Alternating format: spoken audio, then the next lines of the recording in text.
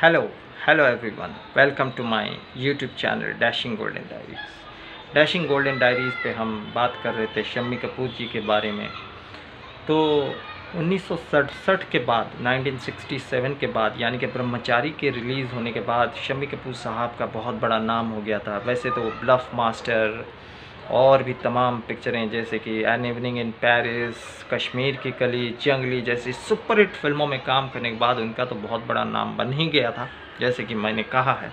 तो इस अध्याय में हम यही बात करने जा रहे हैं कि 1969 में 67-68 के बाद एक फ़िल्म रिलीज़ हुई जिसका नाम है आराधना, जिसके बारे में चर्चाएं चलनी शुरू हो गई थी 1967 में, मेकिंग के बारे में, स्क्रिप्टिंग के बारे में, प्री प्रोडक्शन के बारे में।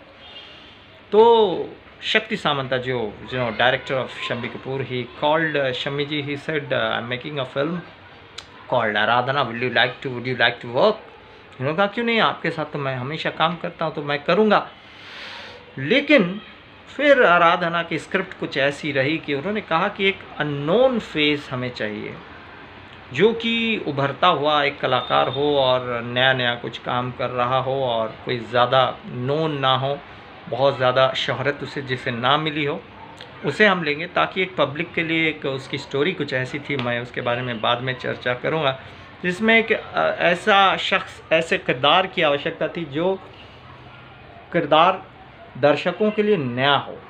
तो उसके लिए राजेश खन्ना साहब को उन्होंने चुना, जो कि यूनाइटेड प्रोड्यूसर्स की चॉइस थे, और यूनाइटेड प्रोड्यूसर्स ने एक टैलेंट कॉन्टेस्ट के ज़रिए जिनको पिक किया था। He was number 1 Rajesh Khanna. That is another diary, will talk about him. But Shammi साहब को थोड़ा सा ख़राब लगा, तो उन्होंने कहा देखो शम्मी जी, फिर उन्होंने एक बात पर गौर किया कि शम्मी जी फैट पिकअप कर रहे थे, फैट गेन कर रहे थे, he was gaining weight also. तो स्क्रीन पे थोड़े से मैच्योर्ड ज़्यादा दिख रहे थे, और उन्हें चाहिए था एक यंग लड़का। और जितना भी क्यों ना, आप लोगों के लिए भी एक सीख है, कितनी भी उम्र क्यों ना हो इंसान की, अगर वो अपने फ़ैट पे कंट्रोल रखे और रोज़ाना कसरत करता रहे, तंदुरुस्त रहे, तो जवान दिखेगा उस पर्दे पे, और वैसे जवान रहेगा भी। तो उन्होंने कहा कि शम्मी, इसमें मैं तुम्हें नहीं ले सकता हूँ, तुम थोड़ी सी एक्सरसाइज वगैरह कर लिया करो, हो सकता है बाद में मैं तुम्हें ले लूँ। बाद में जाने अनजाने में लिया, अंदाज में लिया, वो और बात है। लोगों ने अंदाज में तो रमेश सिप्पी साहब ने लिया, डायरेक्टर ऑफ शक्ति, शान and Sholay, the great director. अंदाज के बारे में हमने पिछले अध्याय में बताया था आपको। तो वैसे ही आराधना बननी शुरू हुई और सुपर हिट फिल्म बन गई। राजेश खन्ना सुपरस्टार बन गए for the first time in Indian cinema. लेकिन एक बात है कि शम्मी जी का दिल देखो कितना बड़ा दिल है। उन्होंने राजेश खन्ना साहब को उन्होंने बधाई दी, कहा कि तुम बहुत बड़े इंसान हो, और तुम बहुत बड़े इंसान बन भी जाओगे आने वाले वक्त में, बहुत बड़े कैरेक्टर आर्टिस्ट, बहुत बड़े सुपरस्टार बन जाओगे, बहुत बड़े एक्टर स्टार बन जाओगे। और वो तो सुपरस्टार बन गए। शायद ये शम्मी जी का आशीर्वाद था। और वैसे शम्मी जी ईर्षा क्या करेंगे, उनके घर में ही वो बसे हुए थे। राजेश खन्ना साहब आते थे, जाते थे, उनके सामने वो ग्रो कर रहे थे। राजेश खन्ना साहब, राज कपूर साहब शशि कपूर जी के भी बहुत बड़े मुरीद हैं। राज कपूर साहब को तो अपना वो गुरु मानते थे। तो वैसे ही लोग कहते हैं कि ऐसा है वैसा है, लेकिन शम्मी जी का दिल बहुत बड़ा है।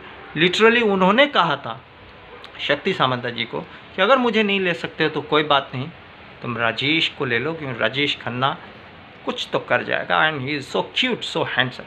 और देखिए बात सच निकली, वाणी उनकी सत्य हो गई, और Rajesh Khanna became the first superstar.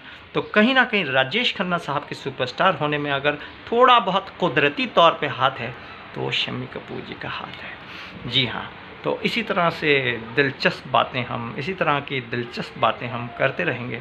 आप जुड़े रहिए मेरे YouTube channel dashing golden diaries के साथ शम्मी कपूर के अगले एपिसोड के लिए। Thank you so much, and we will talk so many things, so many personalities in this YouTube channel. Till then, good bye, stay tuned, thank you so much.